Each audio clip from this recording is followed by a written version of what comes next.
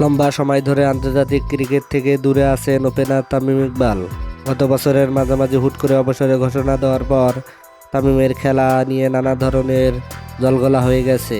মাননীয় প্রধানমন্ত্রীর অনুরোধে অবসর ভাঙলেও বর্তমানে আন্তর্জাতিক ক্রিকেটে নেই তামিম।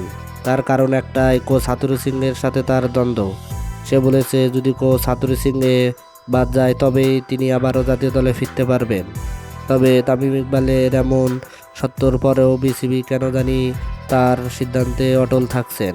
গত বছর বিশ্বকাপের আগে আফগানিস্তান সিরিজের মাঝপথে আন্তর্জাতিক ক্রিকেটকে বিদায় বলে দেন তামিম। তার আকস্মিক অবসরে টালমাটাল হয়ে যায় দেশের ক্রিকেট অঙ্গন।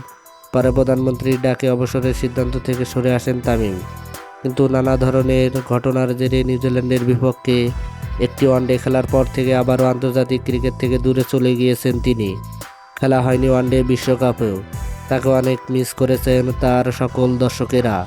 এবারে তামিমের ফেরার প্রসঙ্গে নতুন তথ্য দিলেন বিসিবি সভাপতি নাজমুল হোসেন পাপন। 28 এপ্রিল সাভারের পক্ষপাতগ্রস্তের পুনর্বাসন কেন্দ্র পরিদর্শন করতে এসে গণমাধ্যমের সাথে আলাপকালে পাপন বলেন, তামিমের সাথে আমার যোগাযোগ হয়েছে। সে বলেছে আমি অবশ্যই আবার জাতীয় দলে ফিরব, তবে এবছর আমি আর ফিরছি না, পরের বছর আপনাদের সাথে বসবো, তারপরে আমি সিদ্ধান্ত নিব।